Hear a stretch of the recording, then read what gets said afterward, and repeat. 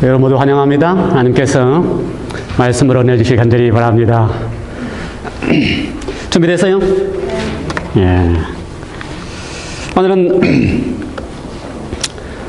오늘은 마태복음 18장을 다루지요. 마태복음 18장. 지난주 리뷰하고 시작할까요? 늘 우리가 리뷰하고 시작하는데, 지난주에 마태복음 17장이었습니다. 기억나요? 예, 예수님께서 제자들 셋을 데리고 산으로 올라가신 이야기가 등장합니다. 그래서 제목이 뭐였어요? 올라가서 내려와서 라고 하는 제목이었습니다. 올라가서의 기도와 내려와서의 기도의 차이점을 우리가 살펴보았습니다. 예수님과 더불어서 우리가 함께 기도하는 경험을 할 때에 올라가서의 기도는 어떤 기도입니까? 올라가서의 기도는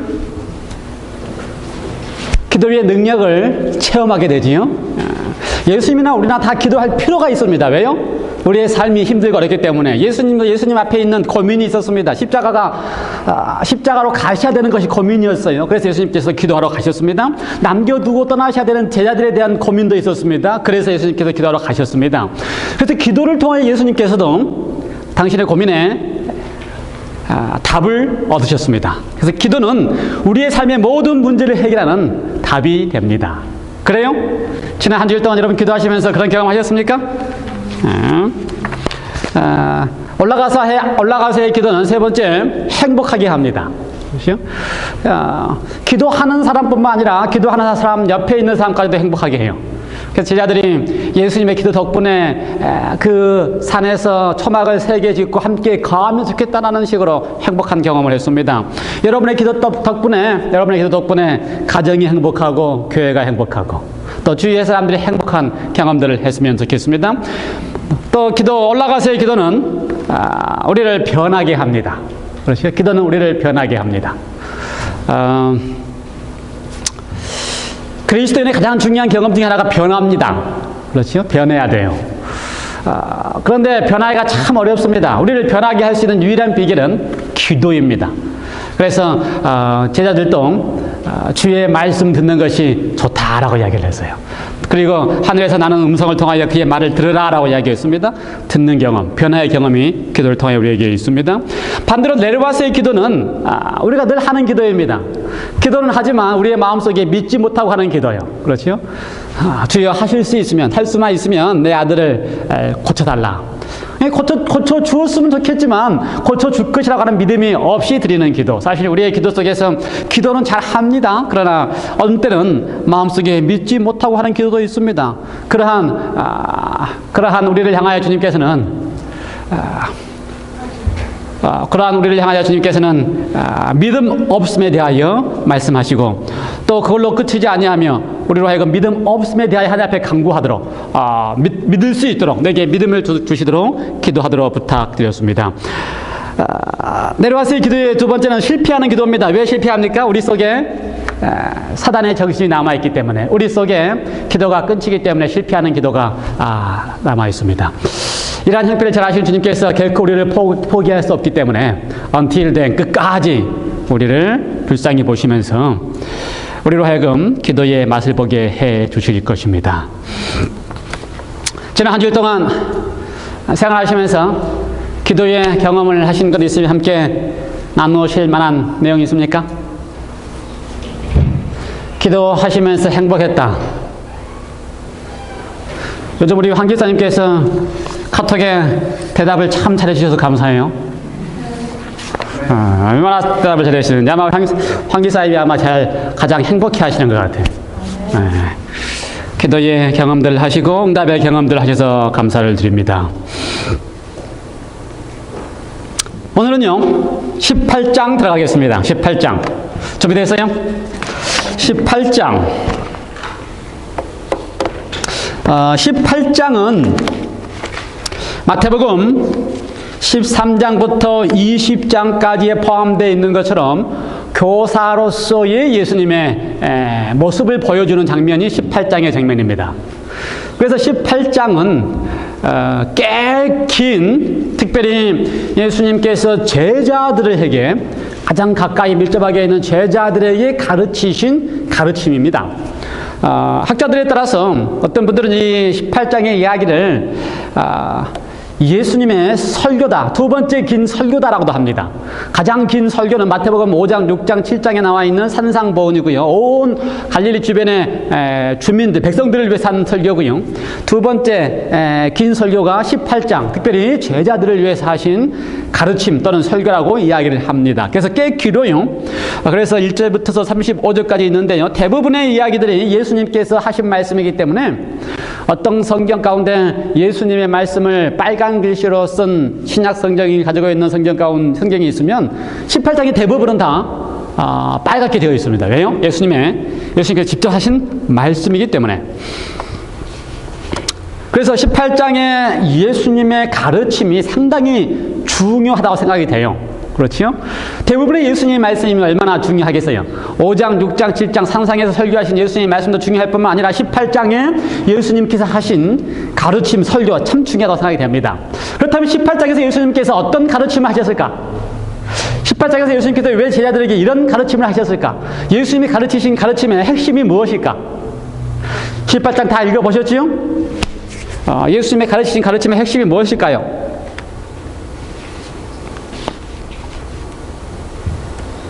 18장의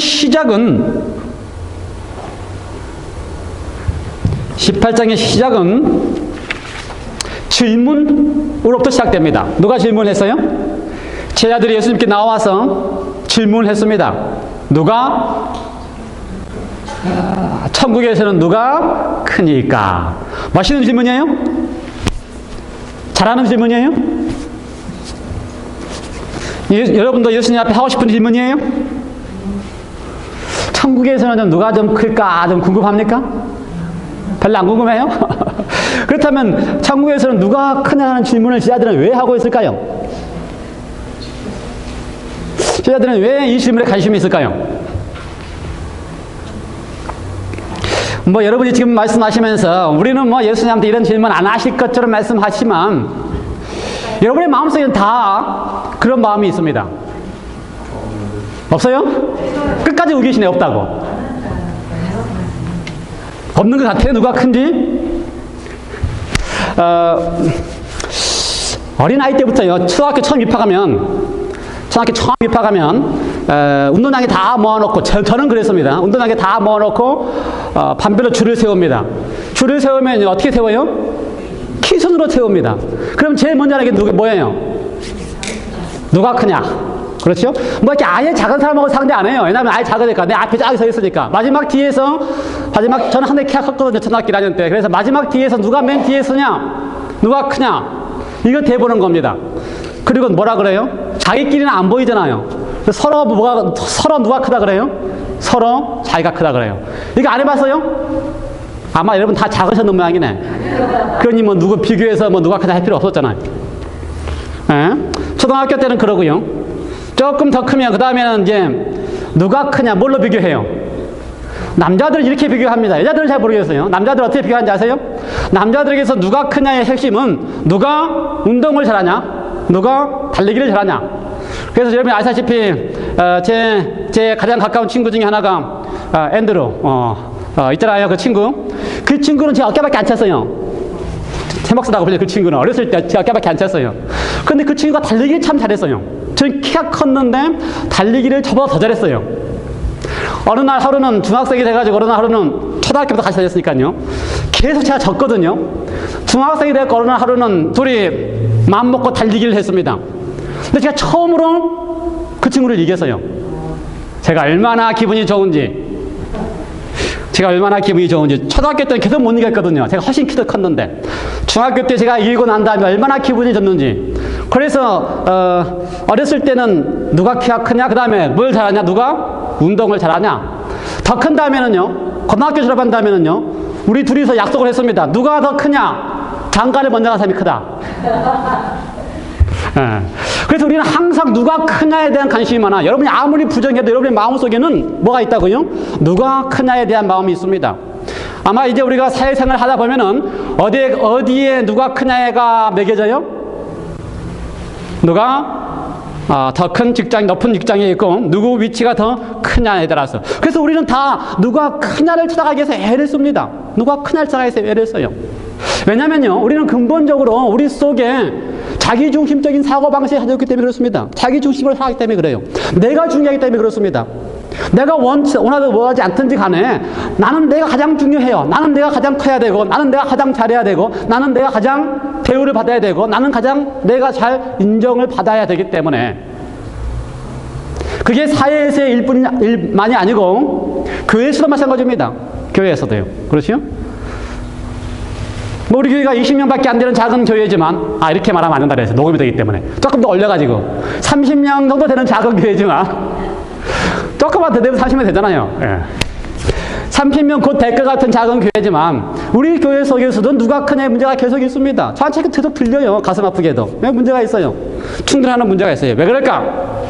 우리는 근본적으로 사단의 정신 속에서 살아가는, 사단의, 예수님의 표현에 의하면 너희는 사단의 자식이라고 표현했어요. 사단의 정신 속에 살아가는 사단의 자식이기 때문에 그래요. 사단의 자식이기 때문에. 그래서 사단의 근본 정식이 하늘에서 붙어서, 사단의 근본 정신이 내가 하나님과 비기겠다, 내가가 사단의 근본 정신이었습니다. 자기 중심의 생각. 하늘 가서도 그런다고 목사님 걱정돼요. 하늘 가서도 그러면 걱정되지요. 우리 다 걱정되지요. 사단의 생각이 뭐였다고요? 내가. 그래서 이사야에 보면은 사단이 이야기한 말 가운데 가장 많이 반복된 말이 뭐예요? 내가.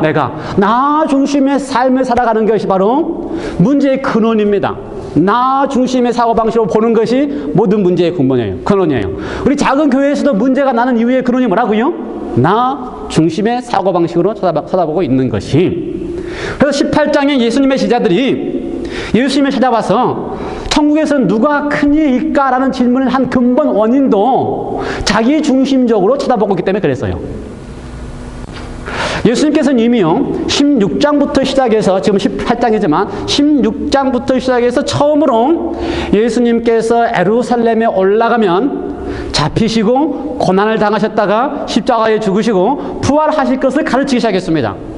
그때 예수님께서는요 예루살렘에 올라가시겠다라고 설명하셨어요. 그리고 나서 예루살렘에 올라가면 어떻게 하신다고요? 잡히시고 고난 당하시고 죽으셨다가 부활하신다. 그런데 제자들은요 그 이야기를 할 때에 뒷부분의 이야기를 듣지 않습니다. 왜요? 자기 중심적으로 듣기 때문에. 뒷부분에 예수님이 아무리 가르치고 싶어 하시는 고난을 당하시고 죽으시고 부활하신다는 이야기를 아무리 반복해도 17장에서도 반복했어요. 그런데 그렇게 반복되는 그 이야기는 듣지 않고 자기가 원하는 이야기를 자기 중심적으로 듣습니다. 뭐만 들어요? 예수님이 드디어 예루살렘으로 올라가신다. 벌써 1년 반 동안에 올라가시지 않으셨습니다. 1년 반 동안에 갈릴리 지역에서만 지내셨어요. 드디어 예수님께서 1년 반 만에 예루살렘으로 올라가신다 그러니 어떻게 들어요? 자기 중심적으로 예수님이 올라가시면 드디어 이곳에서 예루살렘에서 뭘 하시겠다? 천국을 세우시겠다. 예수님의 나라를 세우시겠다. 그러면 나도 그 예수님의 나라에 한 자리 해야 되지 않겠느냐. 11명의 12명의 경쟁자가 있는데 이 가운데 누가 크냐. 이것이 모든 자들의 관심사였습니다. 왜 그렇다고요? 다 자기 중심적으로 생각하고 자기 중심적으로 예수님의 말조차도 자기 중심적으로 자기가 원하는 말만 듣기 때문에 고난당한다는 말씀 듣지 않고 죽으신다는 말씀을 듣지 않고 예루살렘에 올라가신다는 말씀만 들으니 그 올라가시는 기회에 뭘 하자? 나라를 세우고 천국을 세우고 왕이 되시면 한 자리 하자. 그래서 누가 크냐? 예수님께서는 이러한 장면을 보시면서 18장 7절에 이렇게 이야기하셨습니다. 실족해 하는 일들이 있음을 인하여 세상에 화가 있도다. 18장 7절. 세상에 왜 화가 있다고요? 실족해 하는 일들로 인하여 화가 있도다. 실족해 하는 일이 뭐라고요? 자기 중심적으로 생각하는 사람들이기 때문에 우리 모두가 다 자기 중심적으로 생각하는 사람들이기 때문에 실족해 하는 일이 있다 이 말입니다. 우리 모두가 다 자기 중심적으로 생각하기 때문에 이 작은 교회 안에서 서로 간에 문제가 생기는 일이 있다 이 말입니다. 우리 모두가 다 자기 중심적으로 생각하기 때문에 2년 반을 예수님을 따라다니면서 예수님에 대한 가르침을 받아도 자기 중심적으로 자기가 원하는 말씀만 듣는다는 것입니다. 실족해 하는 일이 있다. 7절. 실족해 하는 일이 없을 수는 없으나, 예수님도 그걸 아신 것 같아요. 우리 형편을 잘 아신 것 같아요. 실족해 하는 일이 없을 수는 없으나, 우리 문재인 집사님은 하늘에 가서도 자기중심적인 것들과 걱정하시지만, 실족해 하시는 일이 없을 수는 없다는 사실을 예수님도 인정하셨습니다. 다 있을 수 있어요. 그러나 그 다음 또 말씀하시기를, 실족해 하는 그 사람에게는 어떻게 한다? 화가 있도다. 자기중심적으로 살아가면서 자기중심적인 생각 때문에, 내가 늘 크다는 생각 때문에, 내가 늘 인정받고 내가 늘 잘 돼야 된다는 생각 때문에 내가 실족받고 다른 사람을 실족해 할 수 있는 것이 우리의 삶이고 우리의 형편입니다. 그래서 우리는 누가 큰지, who is the greatest에 대한 관심이 참 많습니다. 오늘 우리는 마태복음 18장에서 누가 과연 큰지에 대한 답을 예수님의 가르침을 통하여 보겠습니다. 누가 과연 큰지, 우리의 모든 관심사인데, 내가 큰지 너가 큰지, 누가 가장 큰지에 대한 답을 예수님의 가르침을 통하여 살펴보려고 합니다. 첫 번째, 누가 가장 큰가? 예수님께서 물어오는 제자들에게, 그렇죠? 천국에서는 누가 크냐라고 관심을 가지고 물어오는 제자들에게 다른 말씀하지 아니하시고 어떻게 하셨어요? 2절. 어린 아이 하나를 불러다가 앞에 세우셨습니다. 마가복음에 보면은 그 아이를 안으셨다 그랬어요. 그러니 어린 아이도 좀 이렇게 작은 아이인 것 같아요. 안으실 만한, 무릎에 앉혀서 안으실 만한, 안으셨다라고 이야기했어요. 그리고 나서 3절에 이야기합니다. 가라사대 진실로 너희에게 이르노니 너희가 돌이켜 어린 아이들과 같이 되지 아니하면 결단코 천국에 들어가지 못하리라. 4절. 그러므로 누구든지 이 어린 아이와 같이 자기를 낮추는 그이가 천국에서 큰 자니라. 누가 큽니까? 이 어린 아이와 같이 자기를 낮추는 자가 천국에서는 크다. 어린 아이가 자기를 낮춰요?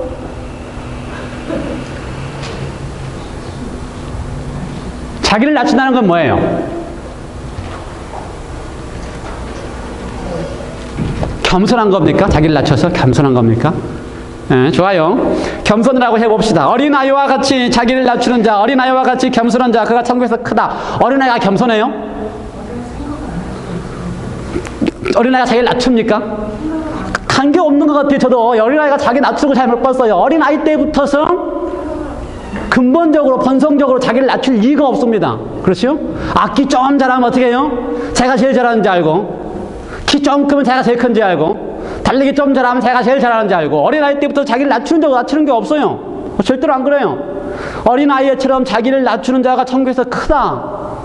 저 예수님 말씀에 동의 못합니다.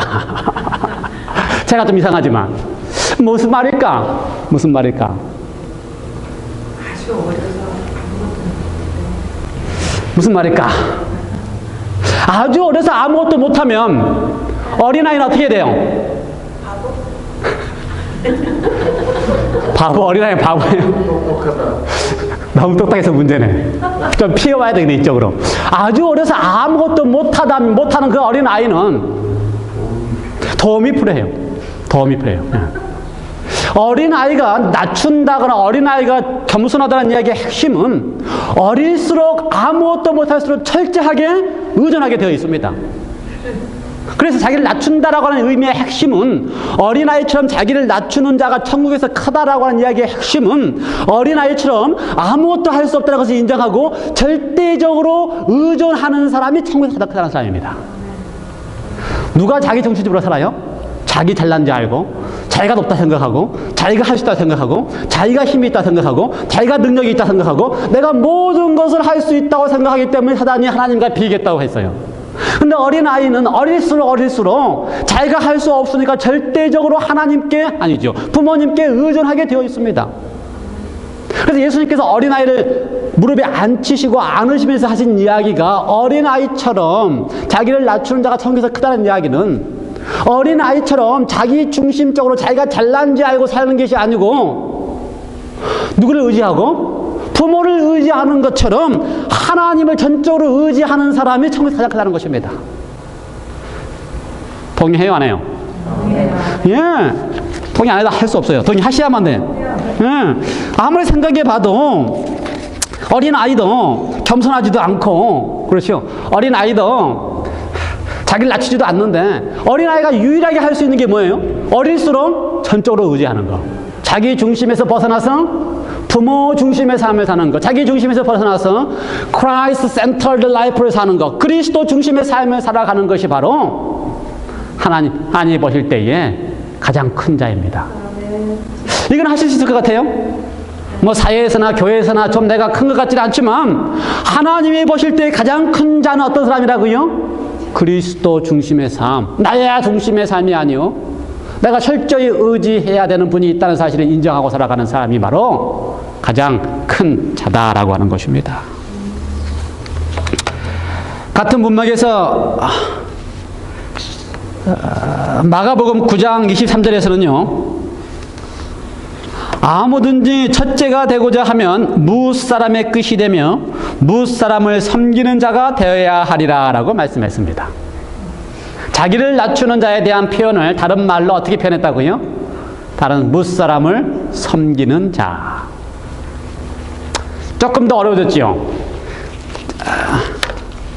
내 중심, 나 중심의 삶에서 예수님 중심의, 나는 아무것도 할 수 없다는 걸 인정하고 예수님 중심의 삶으로 사는 것은 해볼 수도 있겠다 생각했는데, 예수님 중심의 삶이 마가복음에서 뭐라고 설명했다고요?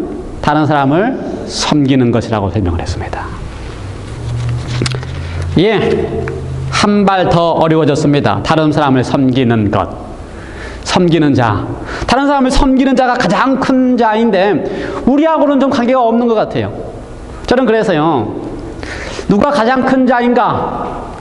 내가 아무리 변해도 내 속에는 가장 큰 게 아무것도 없다. 누가 가장 큰 자인가? 큰 자는 바로 예수 그리스도밖에 없다. 왜요? 예수님만이 하늘 보좌를 벌리고 기꺼이 우리를 섬기실 수 있는 분이시기 때문에, 섬기는 자가 큰 자라고 이야기할 때에 우리가 아무리 예수님 따르고 아무리 예수님 인다 공헌해도 힘들어요. 그래서 우리는 내 속에서 내가 크다는 것을 보지 말고 누구를 보라고요? 가장 큰 자이신 예수님을 보기 시작하시기 바랍니다.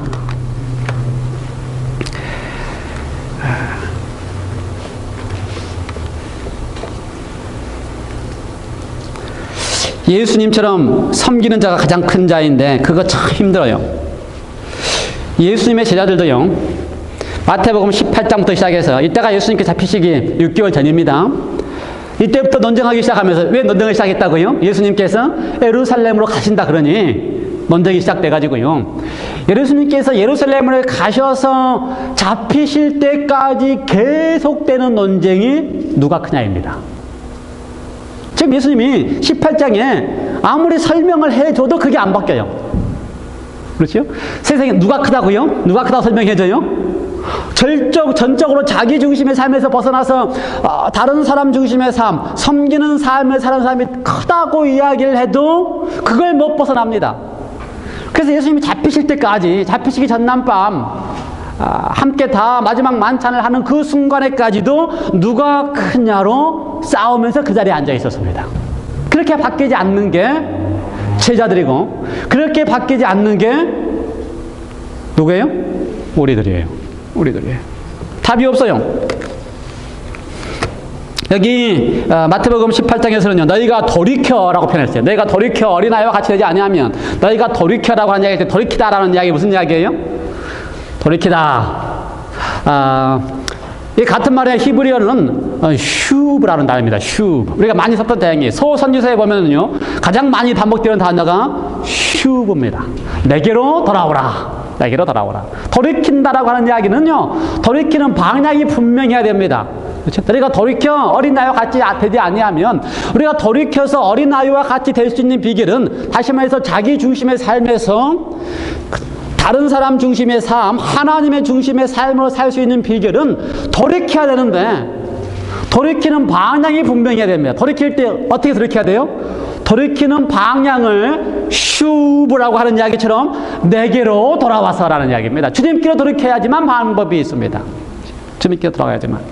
제자들도 마찬가지였어요. 예수님이 죽는 순간까지 배워야 되지 않았지만 예수님의 죽음을 보고 십자가의 죽음을 보고 예수님의 부활을 보고 예수님의 승천을 보고 그 다음에 그들이 합심하여 모여서 어떻게 했어요?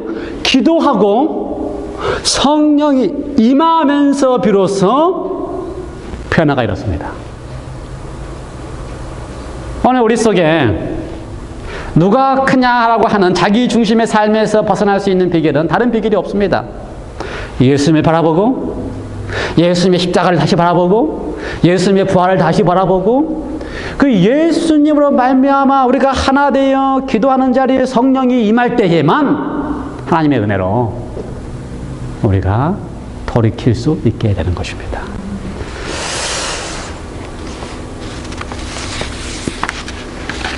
하나님께서 우리를 바꾸어 주시기를 간절히 기원합니다. 내가 크다라고 하는 개념에서 하나님이 보시기에 가장 큰 자는 자기 중심의 삶이 아니요 예수님 중심의 삶, 다른 사람 중심의 삶이라는 사실을 보게 되시기 바랍니다. 누가 가장 크냐? 아직도 답이 해결되지 않았습니다. 예수님께서는 계속 설명합니다. 그 다음에 누가 가장 크냐? 12절부터 14절. 누가 가장 크냐? 18장 12절부터 나옵니다.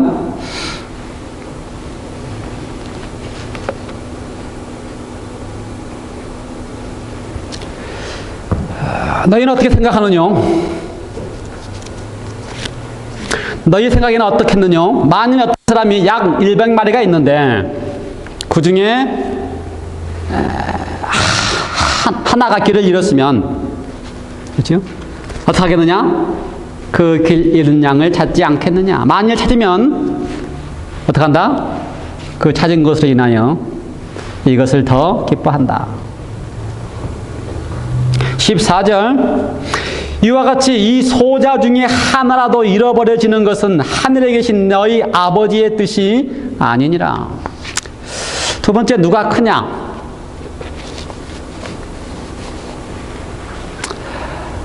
이 소자 중에 하나라도 잃어버려지는 것은 하늘에 계신 내 아버지의 뜻이 아니다. 저는 지금도 가끔씩이요, 꿈에 제 딸 애은이를 잊어버리는 꿈을 꿉니다. 그렇게 어떻게 주기적으로 반복돼요. 여러분도 그러십니까? 잃어버리는 꿈을 꿔요. 근데 그 꿈을 꾸고 나면 제가 아주 깜짝 놀라서 잠에 깹니다. 그리고 그것이 꿈인지 알고 나서 그 다음부터 잠이 안 와요. 그게 가장 충격적인 것이기 때문에. 그렇죠. 그리고 나서 하루 종일 불안합니다. 그 꿈대로 이루어질까 봐서. 근데 다행스럽게 저는 항상 제 꿈은 항상 개꿈이에요. 이루어진 적이 없어요. 예. 아버지가 자식을 잃어버린다라고 하는 것은 가장 큰 고통이고 가장 큰 가슴 아픔입니다. 감당할 수 없는 것이에요. 꿈에서도 감당할 수 없는데 현실에서 어떻게 자식을 잃어버린다는 사실을 감당할 수 있겠어요? 근데 성경은요 14절에 뭐라 그랬어요? 이와 같이 소자 중에 하나 잃어버려지는 것은 하나라도 잃어버려지는 것은 하늘에 계신 너희 아버지의 뜻이 아니니라. 아버지는 결코 하나라도 잃어버려지는 것을 감당할 수 없다고 하는 것입니다. 하늘 아버지는 온 인류 가운데 하나라도 잃어버려지는 것에 대하여 감당할 수 없다고 하는 것입니다. 육신의 아버지도 자식 하나 잃어버리는 걸 감당할 수 없는데 하늘에 계신 하나님 아버지도 그의 자녀 가운데 하나라도 잃어버려지는 것에 대하여 감당할 수 없다는 것입니다. 그러니 그 아버지는 잃어버린 자식을 다시 찾기 위하여 할 수 있는 모든 일을 다 합니다. 양 한 마리 잃어버려서 그 양 찾기 위하여 온 산을 두루 헤매는데 하물며 심지어 하나님께서 그의 사랑하는 자식을 잃어버린 다음에 온 산을 헤매는 것이야말로 당연하다라고 하는 것입니다.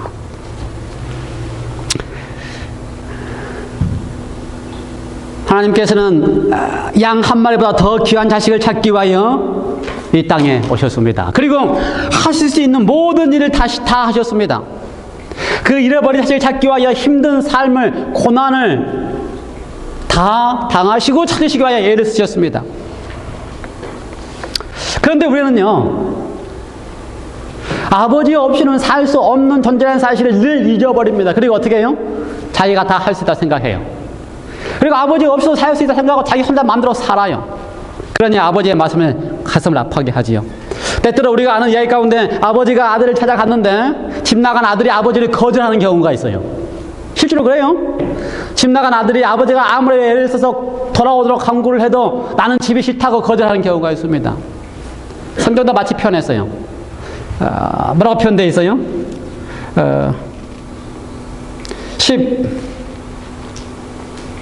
13절 진실로 너에게 이르노니 만일 찾으면, 찾고 싶은 것이 하나님의 심정인데 찾고 싶은 것이 하나님의 심정에도 불구하고 찾아지는 것이 하나님 아버지 마음대로 안 돼요. 그래서 만일 찾아지면, 만일 내가 찾고 싶은 그 간절한 심정이 이해가 먹혀 들어가서 그 아들이 나의 마음을 이해해주고 반응만 하게 된다면 어떡한다? 아버지는 그것으로 그 아들을 찾는 행복과 기쁨을 맛보겠다는 것입니다. 우리는 아버지가 찾는 그 간절한 마음을 애면한 채 나 혼자 모든 것을 할 수 있는 것처럼 그렇게 살아갑니다. 그렇게 살아가요. 그러나 그 아버지는 포기하지 않고 우리를 향해 계속 손을 내밀다가 내가 혹 그 아버지의 손에 잠시 고개를 돌려서 아버지를 쳐다보기만 해도 하늘 아버지는 그것으로 감격하고 기뻐서 춤을 덩신덩신 추게 될 것입니다. 이 장면에서의 이야기 가운데 누가 가장 크냐? 누가 가장 커요? 하늘 아버지가 찾고 있는 여러분이 가장 큽니다. 하늘 아버지가 여러분을 찾을 때에 여러분이 그 찾고 계시는 아버지께 얼굴을 돌려 그저 바라만 봐주고 있는 여러분이 가장 큽니다. 가장 귀합니다. 여러분 그걸 꼭 기억하시기 바랍니다. 누가 가장 귀한 존재이고 누가 가장 큰 존재인가? 아버지에게 있어서는 잃어버림받은 여러분이 가장 큰 존재이고 아버지에게 있어서는 그러한 아버지를 향하여 눈빛만 마주치는 여러분이 가장 귀한 존재라는 사실을 기억하시기 바랍니다.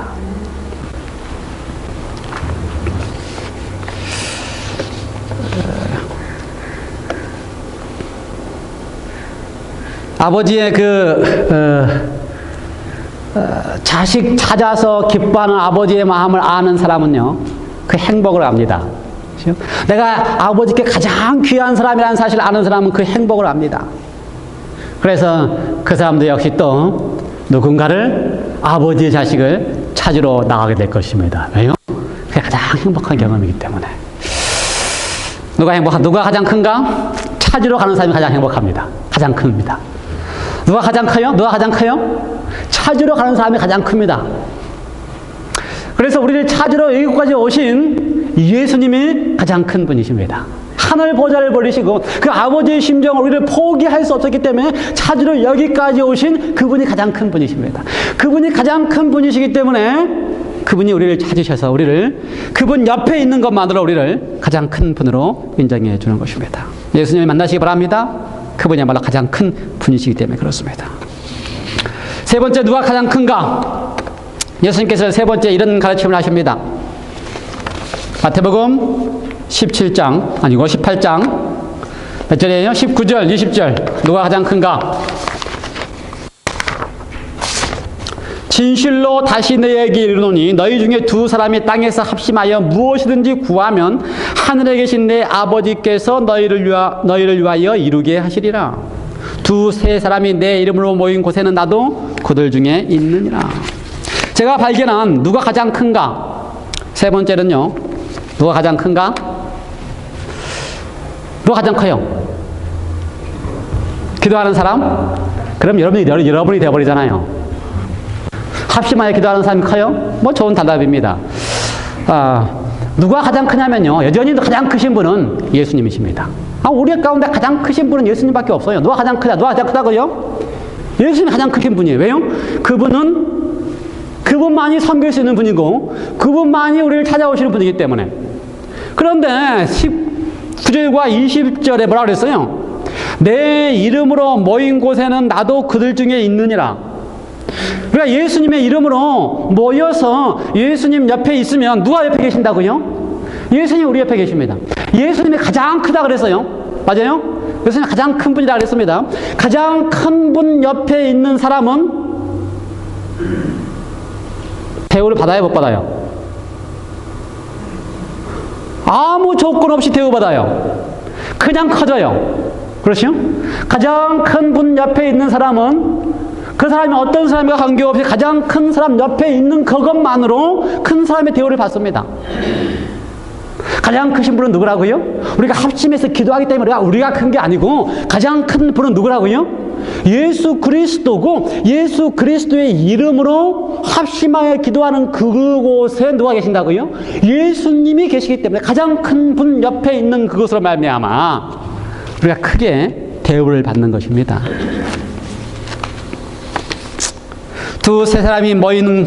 두세 사람이 내 이름으로 모인 곳에 나도 그들 중에 있느니라.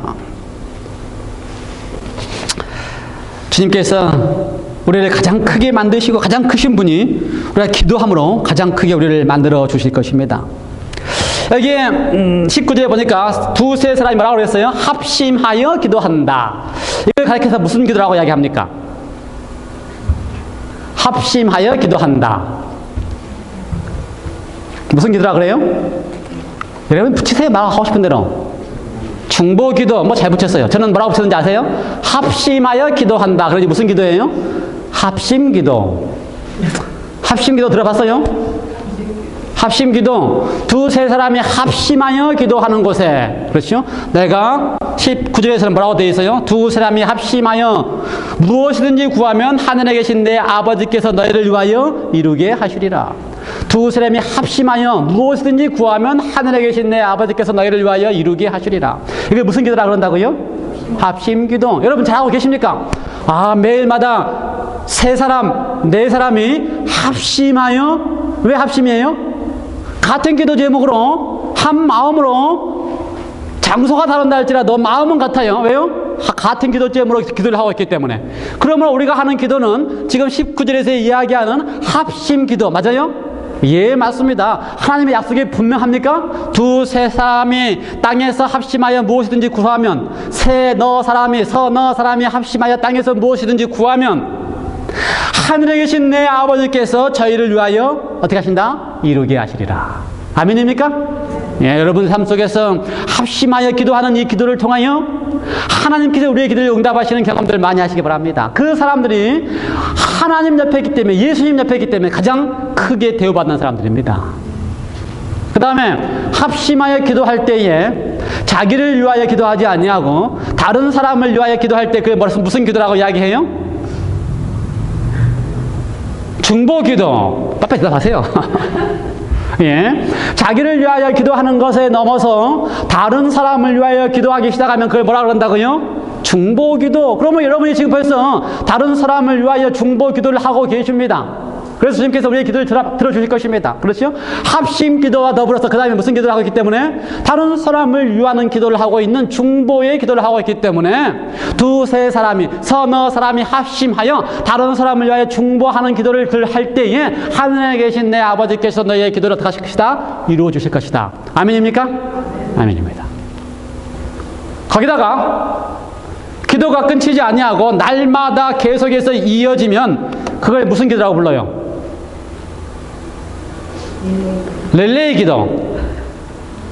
여러분 지금 기도 세 가지 배웠습니다. 첫 번째 무슨 기도? 합심 기도. 두 번째 무슨 기도? 중보 기도. 세 번째 무슨 기도? 릴레이 기도. 한 기사님 세 가지 배웠어요. 기도는 한 가지만 있는 게 아닙니다. 이름 붙이면 다 기도예요. 릴레이 기도까지. 예, 기도에서 가장 중요한 것 중에 하나가 끊이지 아니하고 계속되는 것입니다. 근데 교회가 전체적으로 한꺼번에 끊이지 아니하고 매일 날마다 기도할 수 있는, 릴레이로 기도할 수 있다는 것은 큰 특권입니다. 약속이 분명해요. 너희가 너희 중에 합심하여, 그렇지요? 합심하여 땅에서 기도하면, 너희가 합심하여 중보하여 땅에서 기도하면, 너희가 합심하여 중보하여 끊이지 아니하고 릴레이로 땅에서 기도하면, 약속은 뭐예요? 무엇이든지 구하면 하늘에 계신 내 아버지께서는 저희를 위하여 어떻게 하신다? 이루게 하시리라. 하나님께서 우리의 기도를, 성도님들의 기도를, 이 교회의 기도를 이루게 하시리라 믿습니다. 그래서 세 번째, 누가 가장 커요? 합심하여 기도하는 사람이 왜 큽니다. 근데 왜 커요? 그 사람이 커서 큰 게 아니고 합심하는 그곳에 누가 계시기 때문에, 가장 크신 예수님이 그곳에 계시기 때문에 예수님 덕분에 커진 것입니다. 감사하죠? 마지막으로 누가 크냐? 예수님께서는 마지막 결론을 이렇게 맺으셨습니다.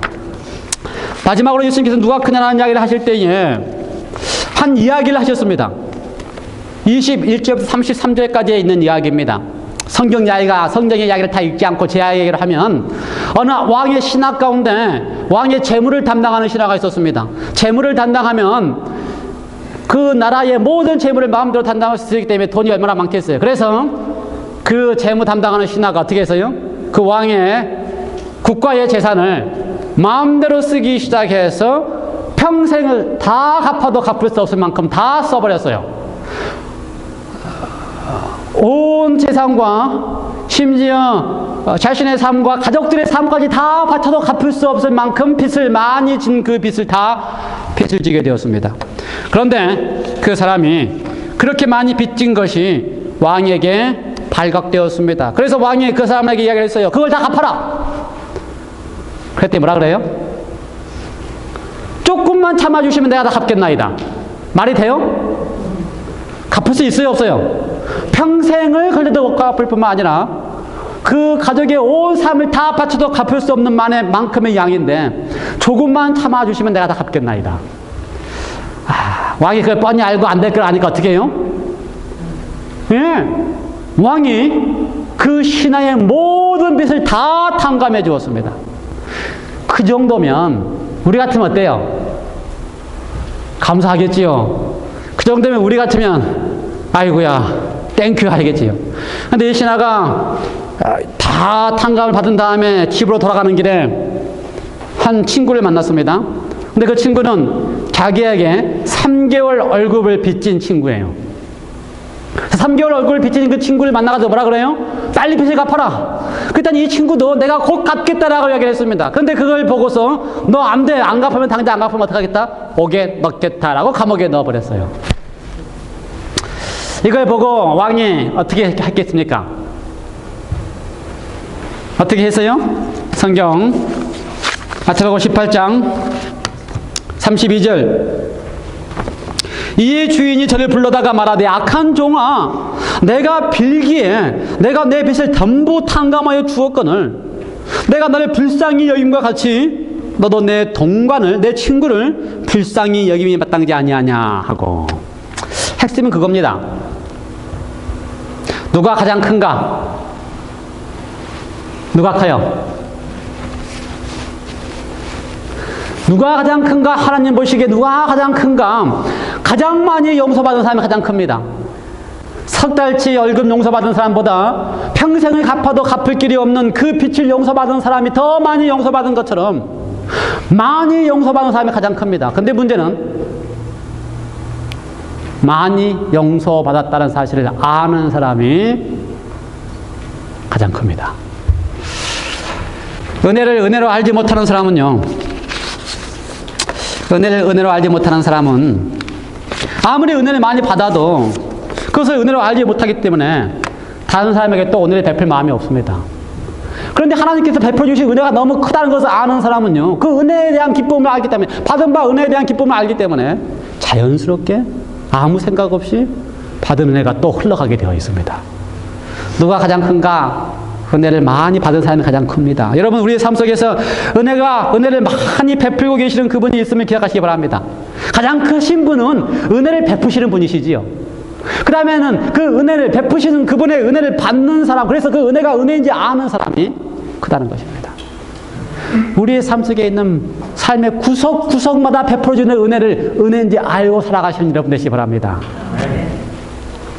결론으로 말씀을 마치겠습니다. 질문, 대답 잘하면 설교 끝내고요. 답 틀리면 설교 끝내지 못합니다. 질문, 누가 가장 크니까? Who is the greatest? 예수님이 가장 크십니다. 예수님이 가장 크십니다. 누가 가장 크신가? 그분만이 우리를 끝까지 섬길 수 있는 분이시기 때문에 그분이 가장 크십니다. 그분만이 우리를 끝까지 찾으시는 분이시기 때문에 그분이 가장 크십니다. 그분만이 우리 속에서 기도할 때 우리와 함께 계시면서 우리의 기도를 응답하시는 분이시기 때문에 가장 크십니다. 그분만이 우리에게 은혜를 베푸시는 분이시기 때문에 가장 크신 분이십니다. 마지막으로 화이트분의 글을 읽겠습니다. 그렇다면 가장 크신 그분이 계시는데 가장 큰 그분을 믿는 우리들이 그분처럼 닮아가야만 되는 것입니다. 비결은 무엇인가? 그분을 바라보는 것이다. 시대의 소망, 엘렌 G. 화이트의 시대의 소망 439쪽 세 번째 단락에 이렇게 기록되어 있습니다. 그대여 세상 죄를 지고 가는 하나님의 어린 양에 그 눈을 고정시키도록 하라. 답은 뻔히 압니다. 누가 가장 크다고요? 예수님이 가장 큽니다. 예수님이 가장 크기 때문에 그 예수님을 바라보는 사람만이 예수님을 닮을 수 있습니다. 그대여 세상 죄를 지고 가는 하나님의 어린 양에 그 눈을 고정시키도록 하라. 그리하면 바라봄으로 변화하게 된다. 그리하면 그대의 걱정은 기쁨으로, 그대의 의심은 소망으로 변한다. 그리고 감사하는 마음이 솟아오른다. 돌 같던 마음이 부서진다. 사랑의 조수가 심령에 밀려온다. 그리스도께서 그대의 마음에서 영생하도록 솟아나는 샘물이 되신다. 우리가 슬픔의 사람이요 질고를 아는 자이신 예수께서 잃어버린 자를 구원하기 위하여 일하면서 멸시와 조롱과 경멸을 받고 당신의 사명을 성취하기 위하여 이 땅에서 저 땅으로 쫓기신 모습을 볼 때에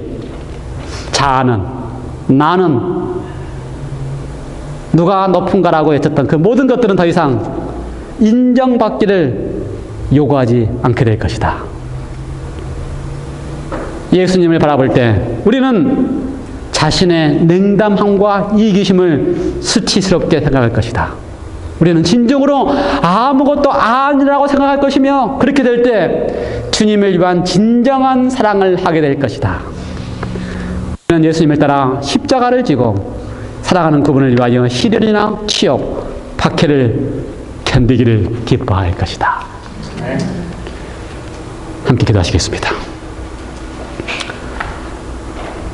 주님, 우리는 천성적으로 누가 크냐라고 하는 것에 관심이 있고 천성적으로 이기적이며 천성적으로 자기 중심적으로 생각하는 사단의 자식입니다. 그런 우리를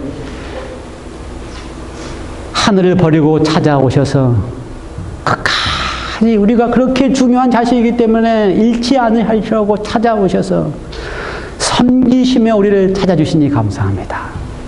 그리고 우리 옆에서 우리의 기도를 들어주실 뿐만 아니라 끝까지 무한한 은혜를 베풀어 주시니 감사합니다. 그러한 예수님을 닮을 수 있는 유일한 비결은 주님을 바라보는 것입니다. 십자가의 주님, 우리를 찾기 위하여 조롱과 멸시와 고난과 핍박을 당하신 주님을 바라보게 하여서 이기적이고 자기 중심의 생각이 수치스럽게 하시고 예수님의 모습처럼 사랑하는 모습이 우리 속에 닮아지게 하여 주시옵소서. 주님의 귀한 자식이오니 주님 우리를 사랑하오니 감사하오며 많이 받는 사랑의 은혜가 풍성하여 사랑의 은혜를 베푸는 자들 되게 하여 주시옵소서. 예수님의 이름으로 기도리옵나이다. 아멘.